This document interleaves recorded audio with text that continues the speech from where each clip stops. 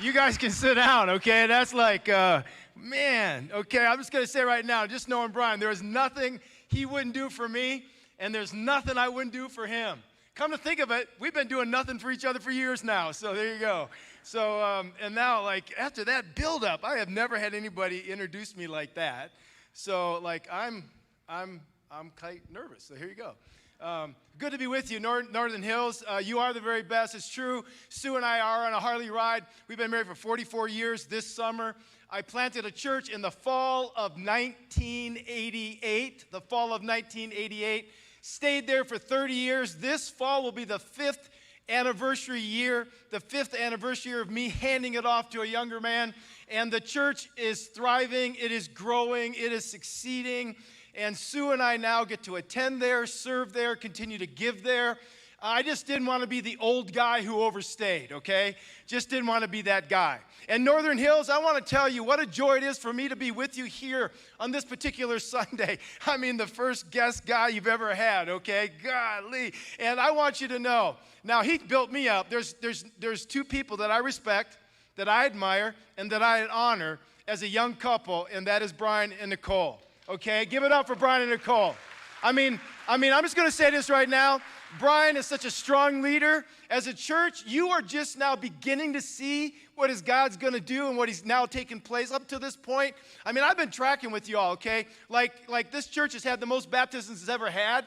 And I'll encourage you, if you have not as of yet been baptized, gone public with your faith in Jesus Christ, then July 30th, make sure you sign up to be a part of that baptism experience. There's nothing like it, okay? Last week, you heard Brian talk about the fact he gave a report of what God's doing through the school that's on this campus, the heart you all have for young families and young couples, which is why you're seeing unprecedented numbers of young families attend this church. There is a Bible verse. When I was thinking about this weekend that comes to my mind, it's called Proverbs 27:17.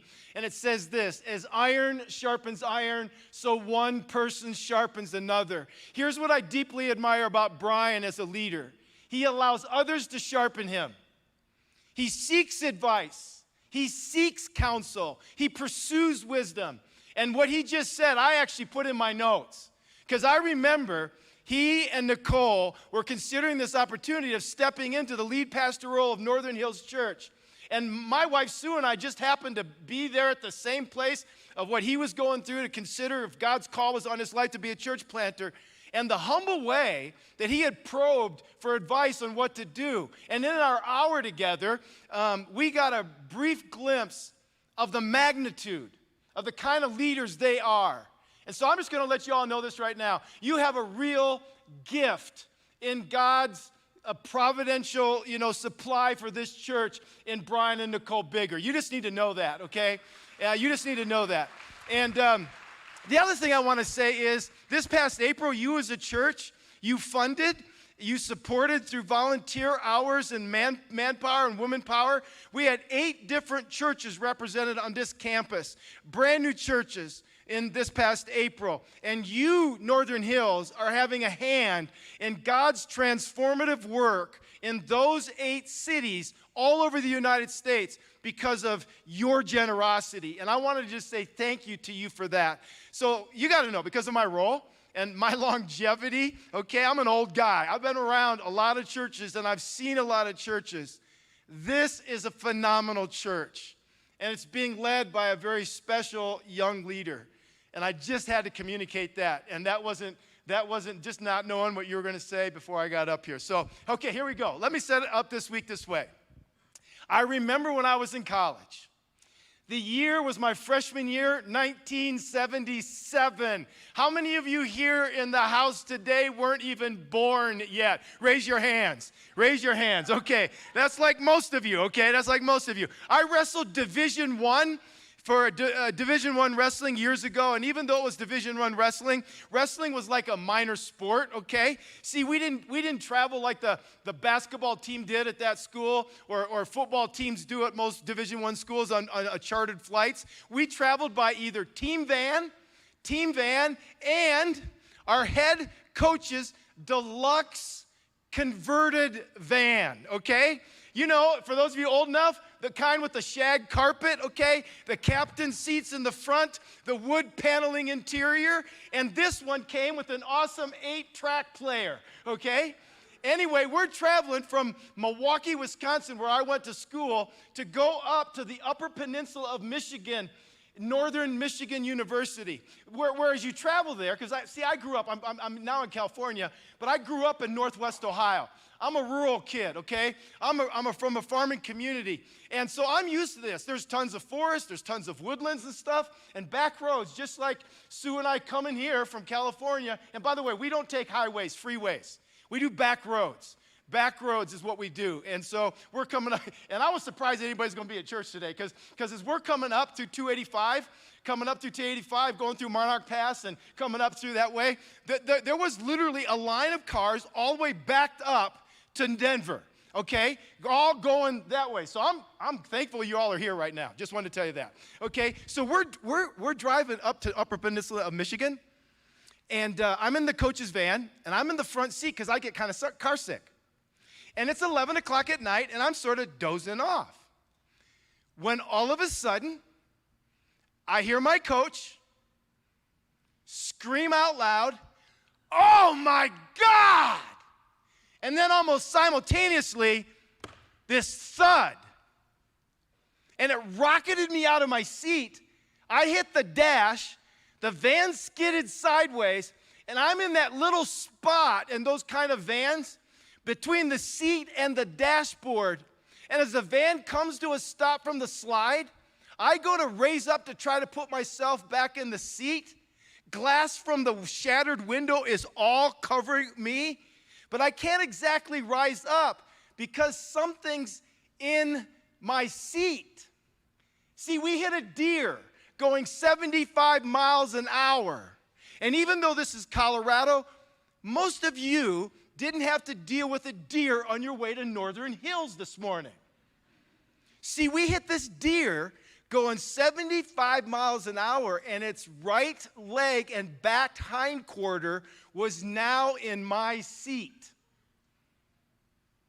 This, oh my God, OMG experience is kind of like life. When all hell breaks loose, when the suffering hits, when the trials come, what makes an OMG experience so harsh is you don't see them coming. Life is filled with a lot of unexpected circumstances. Pain, sorrow, turmoil, tension that catch us off guard. Some that lay us flat on our back. Like nobody plans to have an accident. They just come unexpectedly. Let me ask you right now, I want to see a show of hands. If you're watching online, you can do it too. Just like show of hands right now, show of hands. How many of you here, have experienced some sort of OMG moment or moments, trials, turmoil, tension, suffering, pain, sorrow, in the first half of 2023? Raise your hands. How many of you? Nice and high. Come on, raise them up. Yeah. What do you do when you get that phone call? What do you do when your world collapses? When the divorce papers are served? When the bankruptcy's filed? When your kids go off the deep end? When you're trying to get pregnant, but all the fertility treatments in the world aren't seeming to work? How do you handle those OMG situations in life? Here's some things I want to say to you. And you can take snapshots of the screen if you want to take notes, but I'm going to go through these really fast. Here's some things I've learned as I was a pastor for a lot of years, trying to care for and show compassion and mercy to people like you. First off, OMG moments, they never leave you where they find you. They never leave you where they find you. See, OMG moments, number two, will either leave you bitter or better. Bitter or better. Because when suffering and setbacks, that's those OMG experiences occur, you and I as humans have two choices. Number one, you could step up and overcome, which shows that you want to be better. Or number two, you can shrink back, shrivel up, and quit, and become bitter as a result. So today, here's what we're going to do as we wind up our series in Ruth.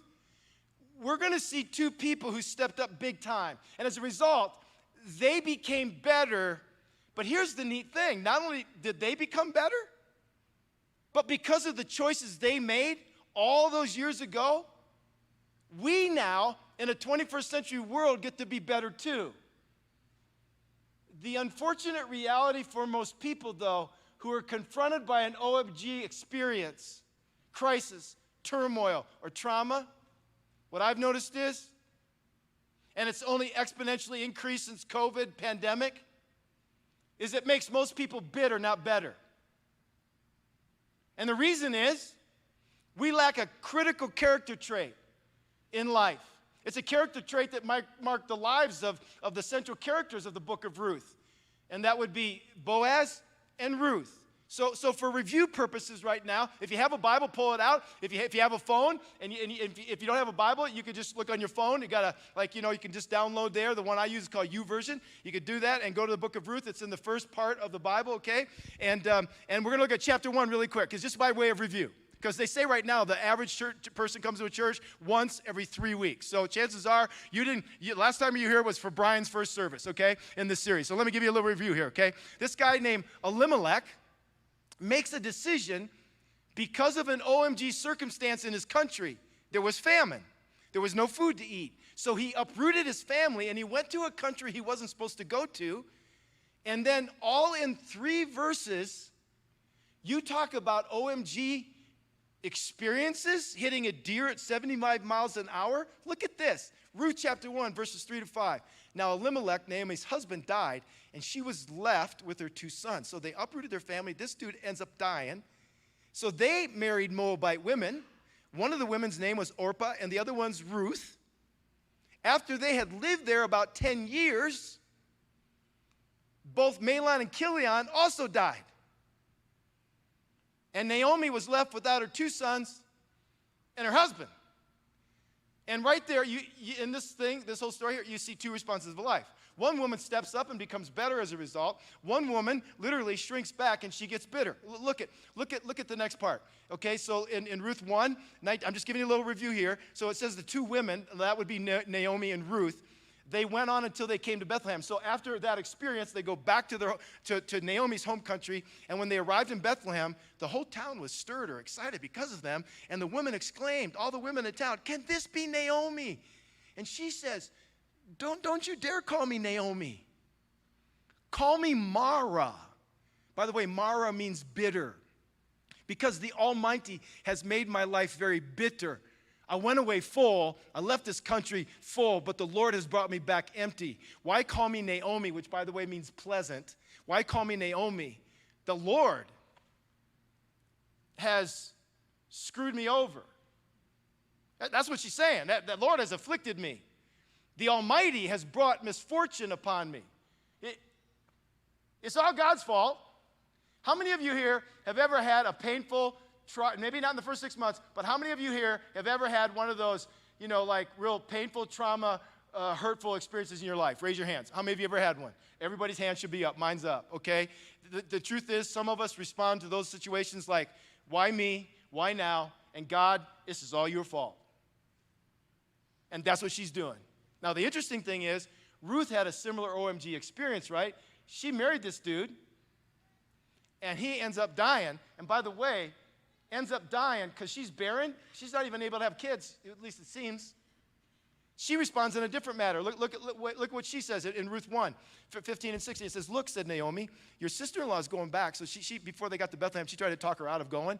So she's gone to her gods. Go back with her. But Ruth replied, "Don't you urge me to leave and turn back from you? Where you go, I will go. Where you stay, I will stay. Your people will be my people, and your God, my God." And so in verse 18, it says, when Naomi realized that Ruth was, say the word. What's the word? Was what? Determined. When Ruth she was determined to go with her, she stopped urging her. The key word there is determined. This is so important. The character trait that separates these 2 women, Naomi a little older, Ruth quite a bit younger, is this younger gal's got determination. It's her grit. And that's what sets everything into motion for chapter 4. Ruth isn't looking at what she's lost. She's looking at what she's gained. She's gained a mother-in-law that she dearly loves.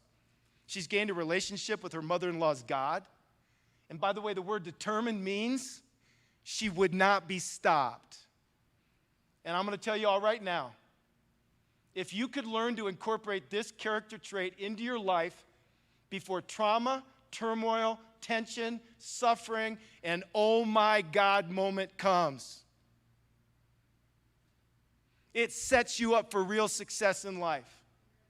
Because when oh my God moments come, and they will, we don't do and won't do what's easy. Blame God or blame somebody else. We do what's the right thing to do. We roll up our sleeves and we realize that God can bring good out of this. So the focus of the message here on this particular weekend is this idea of determination. Because without grit, bitterness leaks out of humans like us whenever we encounter those OMG moments of life. But with it, grit, determination, when those moments come, you and everyone around you gets better as a result of it. If you haven't read this one book, it's called Great by Choice. The author's name is Jim Collins, and he talks about a concept in the book called a 20-mile march. And here's a quote from the book. Just look at it as I'll read it from the screen. It says, "The strength of a person's character, their grit and drive to success, is determined by whether or not they can finish what they started, no matter the hurdles, obstacles, and or challenges."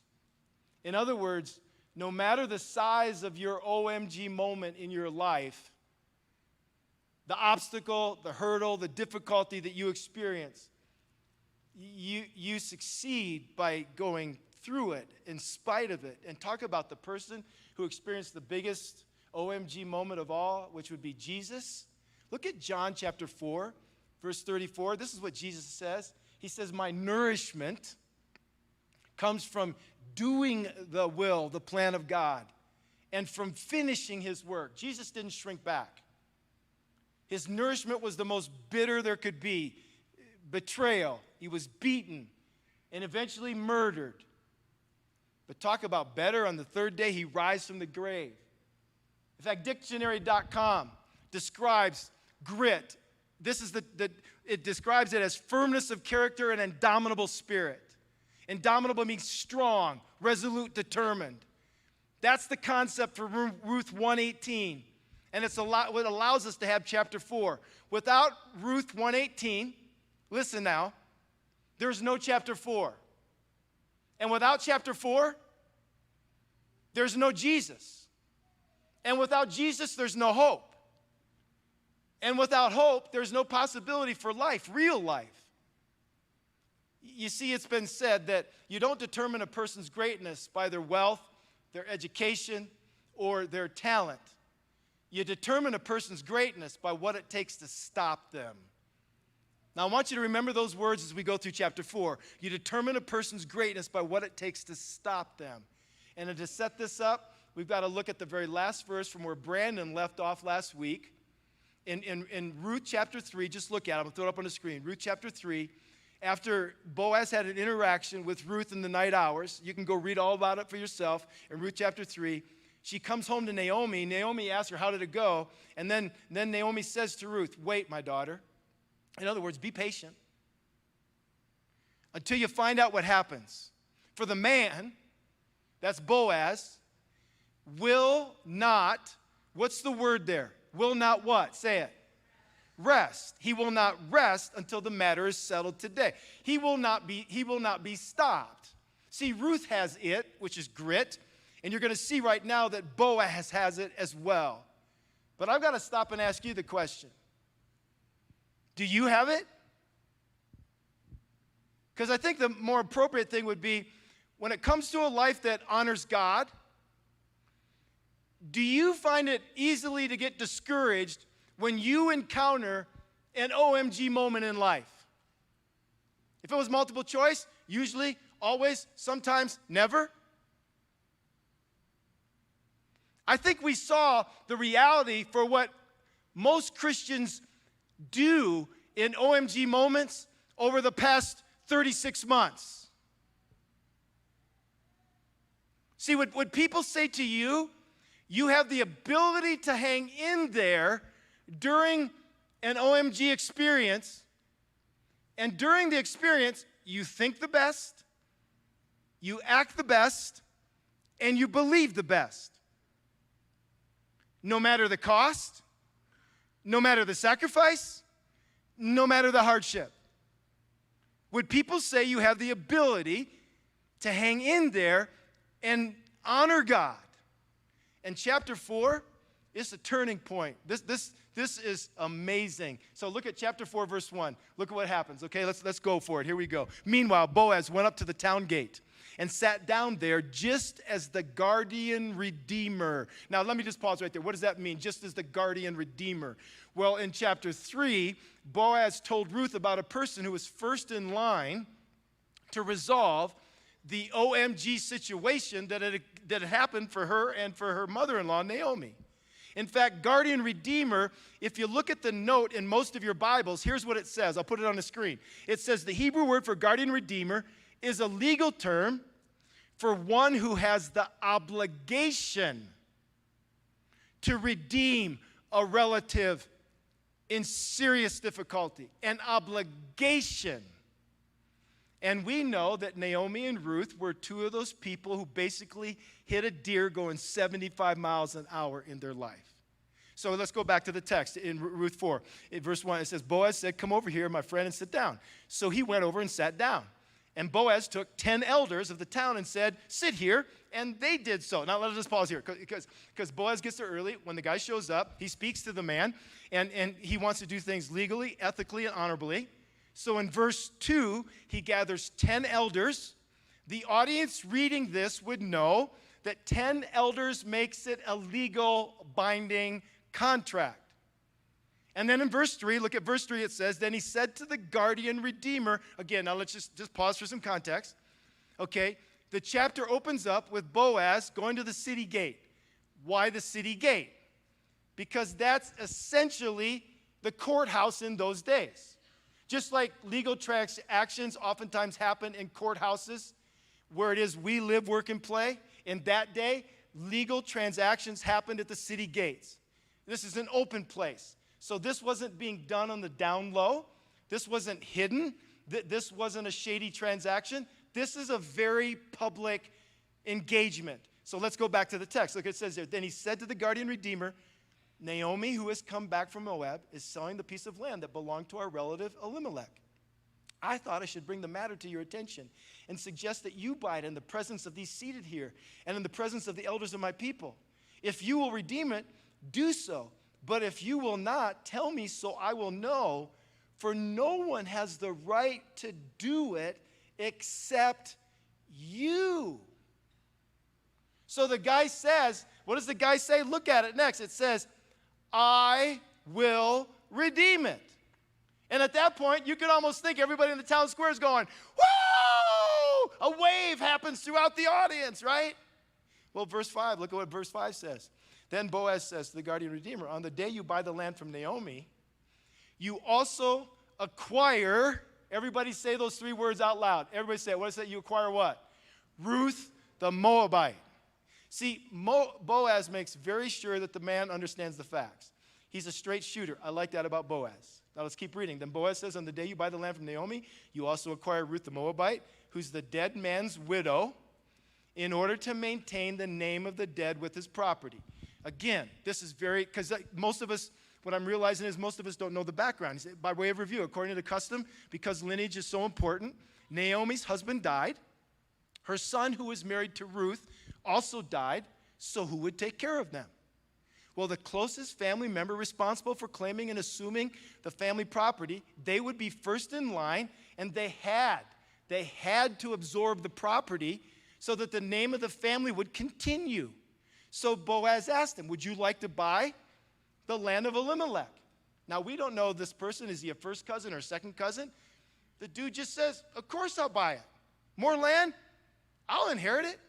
But then Boaz very wisely says, it's a package deal. You get the land, but you also get an old lady. And you get a Moabitress. And if Ruth, the Moabitress, gets pregnant, well, then you just need to know a portion of your inheritance is going to go to a mixed breed child. And that baby, and possibly your family, will be looked down forever. Right there in that period of time, that man just hit a deer going 75 miles an hour. And so that guy, facing an obstacle, a hurdle, or a difficulty, he starts backpedaling real fast when he hears the whole story. And he says, I can't. I won't. Look at it. In verse 6, it says, at this, the guardian redeemer said in verse 6, then I cannot redeem it because I might endanger my own estate. You redeem it yourself. I cannot do it. This dude had the responsibility to take care of his family and loved ones. He knew they were part of his family. Culturally, it was a commitment you made. And he didn't fulfill his commitment. It was a law. And this man didn't obey the law. He failed the family responsibility. And just so we know, Bethlehem isn't a big town. He would have known that Elimelech and Naomi had left. He would have known that after 10 years that Elimelech had died and Naomi came back. This guy knew what the commitment was all about. He didn't follow through with it because what came with it were potential problems and difficulties and hurdles. He didn't have it. Do you? But Boaz, the dude has it. He steps up, and as a result, he overcomes and makes everything better. He redeems these women. Look at Ruth chapter 4, verse 8. Ruth chapter 4, verse 8. So the guardian redeemer said to Boaz, buy it yourself. Now here's it. If this was a TV show, right at that moment, there would be a commercial break. There would be a commercial break. And everybody would want to know, okay, because it would be like a pause. Will he do it? Will he do it? And everybody's holding their breath. They're waiting for the commercial to end, right? Well, no, you can fast forward nowadays, right? See, I'm the old guy. So what happens? Well, look at verse 9. Look what in verse 9. Then Boaz announced to the elders right there and all the people, today you're witnesses that I have bought from Naomi all the property of Elimelech, Chilion, and Mahlon, and I've acquired Ruth the Moabite. Mahlon's widow is my wife in order to maintain the name of the dead with his property, so that his name will not disappear from among his family or from his hometown. Today, you all are witnesses. The guy who has the responsibility says no. And what's fascinating to me, just as a little aside, did you realize that everybody in the book of Ruth is named? You got Elimelech, you've got Naomi, you've got Mahlon, Chilion, Ophrah, and Ruth. But this guy isn't given a name other than guardian redeemer. He didn't even get his name inserted into the story. He could have been the hero, but instead, he's a zero. Who's the hero? Who's the hero? Who is it? Have I helped you now? Who's the hero? Boaz. See, here's the principle, friends. If you're not going to get anything I say today, get this. Get this. Real determination and godly grit is always displayed by holding on and doing what others won't do, but you do, because you want God's best for those around you and for yourself. Real determination, godly grit, is always displayed by holding on and doing what others won't, but you do, because you want God's best for you and for those around you.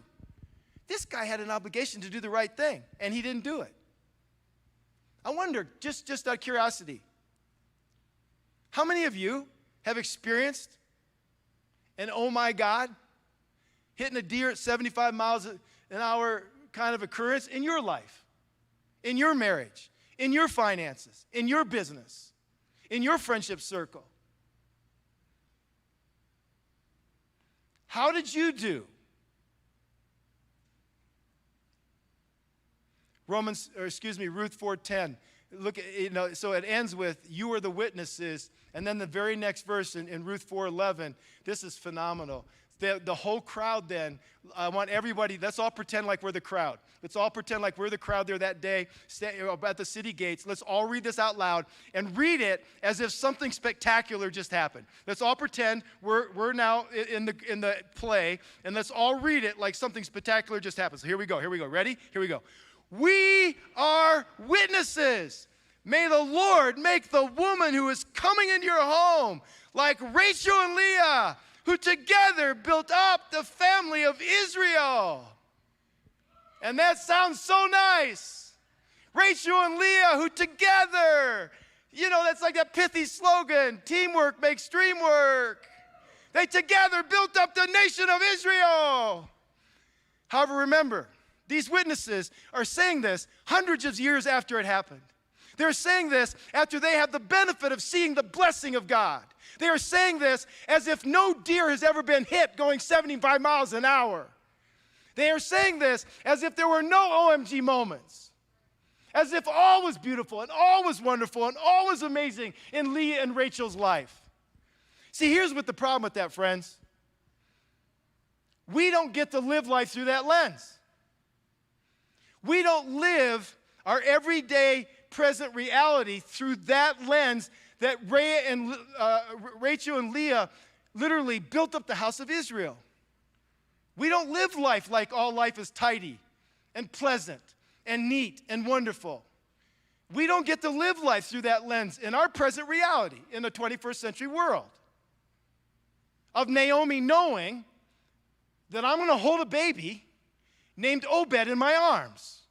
Even though I'm going to cry for years and years about the loss of my husband and then lose 2 of my sons. We don't taste everyday life as if it was a wonderful, multi-course banquet. Because we only get to taste life's ingredients one at a time. One of the things I love about taking our Harley ride in the summer times, we do it every July, is Sue loves cinnamon rolls. She loves cinnamon rolls. I love chocolate chip cookies. So every little town we come up to, we always find out, do they have cinnamon rolls or chocolate chip cookies? Because she's happy and I'm happy. So if you know where the best chocolate chip cookies are, you tell me after the service, okay? I love chocolate chip cookies. I already know the best cinnamon rolls are at the Glen Haven General Store in Glen Haven. If you've not been there, go there, okay? Because they're the best. Anyway, that was a little commercial. So here's the deal. Have you ever tasted the ingredients in a chocolate chip cookie one at a time? Put a whole tablespoon of baking soda in your mouth.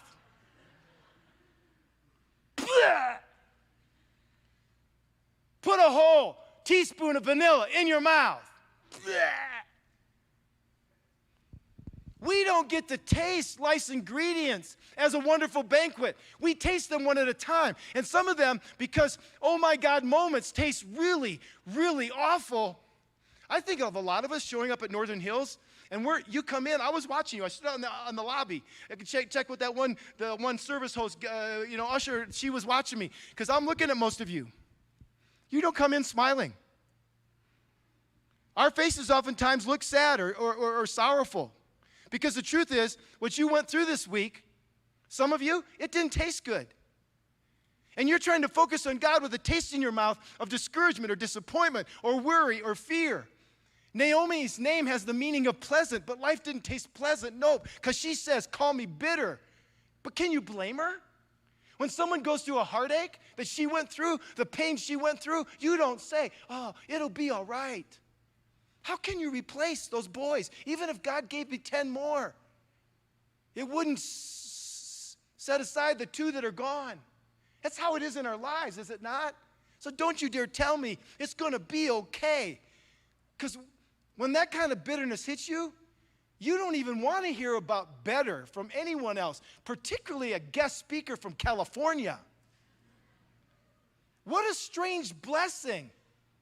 Let me give you a little background of the 2 people, Rachel and Leah, so you can fully understand when the witnesses said this blessing, may the Lord make you like Rachel and Leah. You may not know it, but it goes all the way back to Jacob. Why they give a blessing? Because when Boaz goes to redeem and take Ruth as his wife, and Naomi, he takes her in, all this leads up to this blessing. May the Lord make you like Leah and Rachel.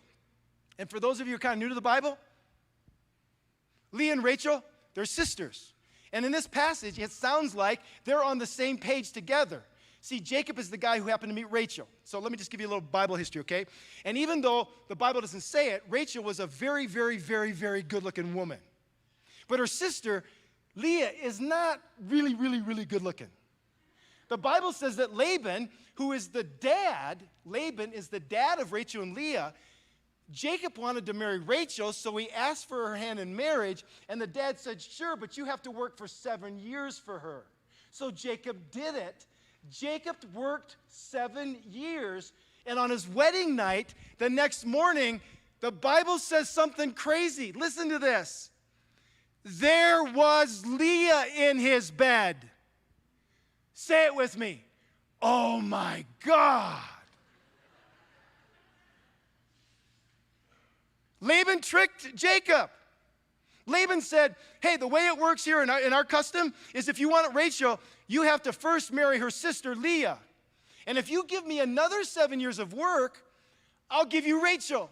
But you still have to keep Leah. And Jacob goes, oh my God. But he agrees. And that's how I know Rachel was very, very attractive, because he did another 7 years of work for her, okay? She was beautiful, but what you may don't know is she was barren. She couldn't have kids. Leah, on the other hand, the Bible says she has weak eyes. I don't even know what that means, okay? But it can't be good. I mean, the picture that comes in my mind is not very attractive. She wasn't attractive, but get this. She was productive. So she started having babies. Reuben, Simeon, Levi, Judah. Rachel is unable to have kids, so she gives her servant Bilhah to Jacob to sleep with, and Jacob goes, okay, you know. So they have 2 more babies by the servant girl. Then Leah can't have kids, so she gives her servant Zilpah, and now we've got 8 kids and another couple more kids, and then finally Rachel has Joseph, and when she's dying, she has Benjamin. Now, why did I tell you all that? Because it helped me understand. Listen, every Rachel opportunity comes with a Leah circumstance. Take it out of the realm of people for a moment. Rachel was what Jacob really wanted. Everything you really, really, really want in life is going to come with something you don't want. God, I want success. See so many businesswomen and so many businessmen. Great. Comes with stress, sleeplessness, and sacrifice. See, the question is really, if you knew Leah came with it, would you still want Rachel? If you knew the bitterness that came with it, Naomi, would you still want to be part of Elimelech's family? Boaz, if a Moabite comes with it, do you still want what comes with it? Would you want it? If you knew what comes with it? Folks, get this. Boaz redeemed this family after the person who was supposed to redeem her didn't do it. But the person was obligated to do it, but he didn't do it because he didn't want what came with it. Because it came with the Moabite. Boaz said, now do I want the land? I'll take what comes with it. Now, before I wrap this up, I want to show you this because this is wonderful.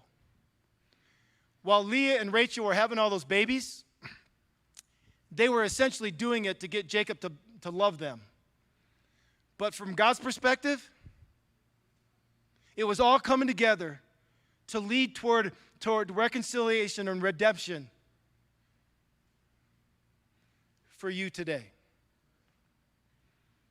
So God is saying, be patient.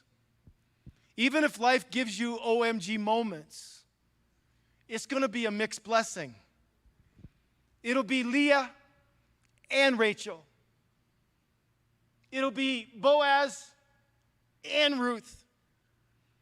And I'm just telling you all this right now because you're holding a blessing. Some of you right now, you're holding a blessing, but in the moment of pain and turmoil, you don't recognize it.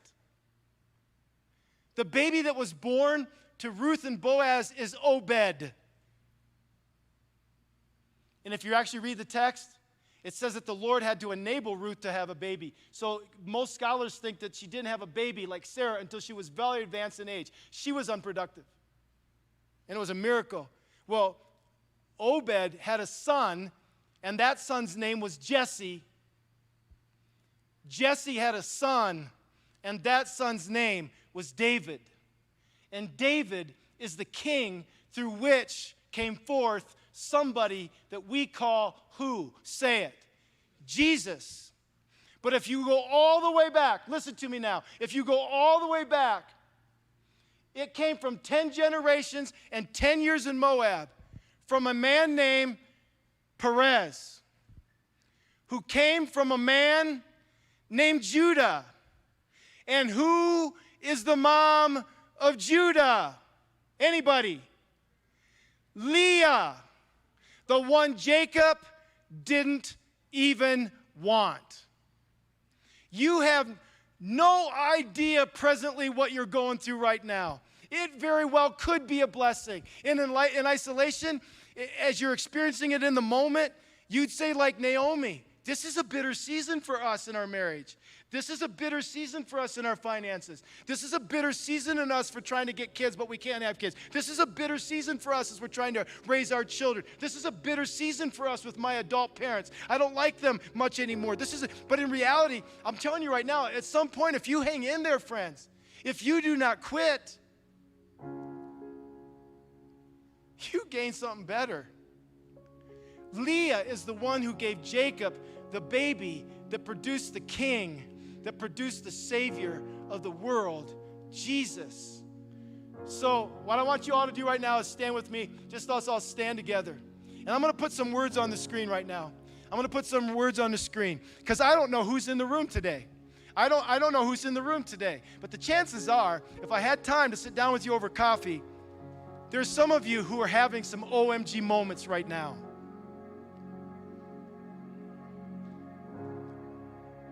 A couple weeks ago, a couple months ago, a couple years ago, your life hit a deer going 75 miles an hour.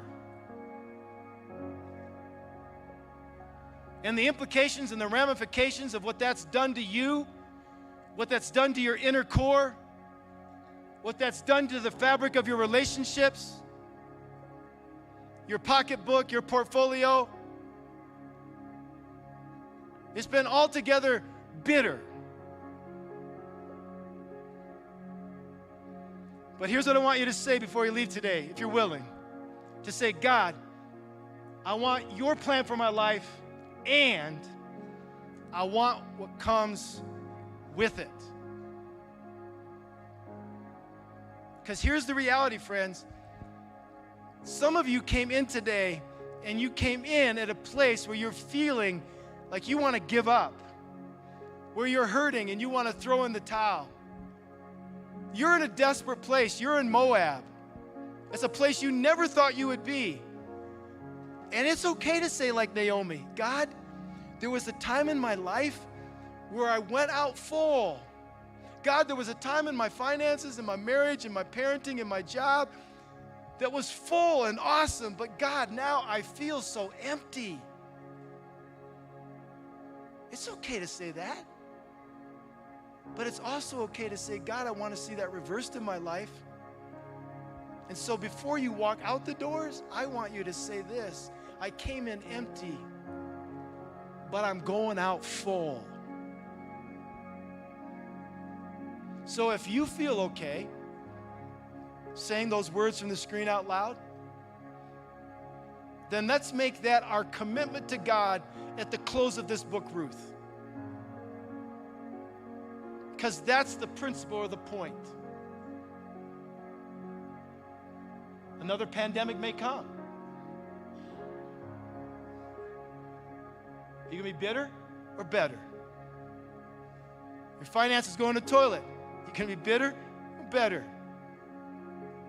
Marriage is doing really good today. Tomorrow, it could be worse. You going to be bitter or better?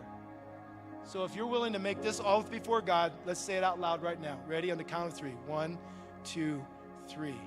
God, I want your plan for my life, and I want what comes with it. If you're willing, say it one more time. God, I want your plan for my life, and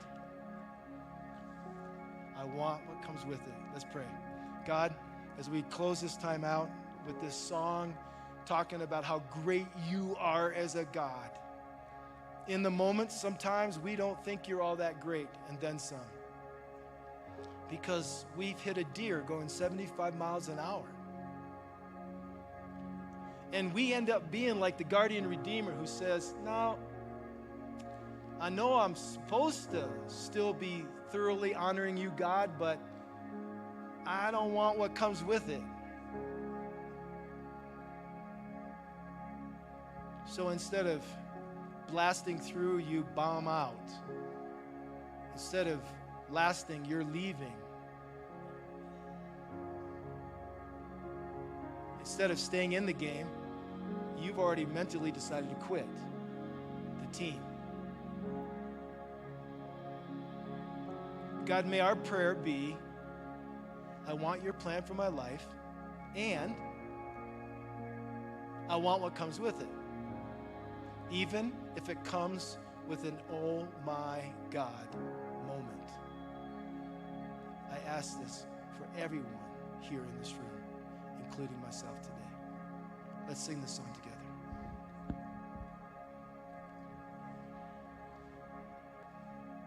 Amen, Lord. This is our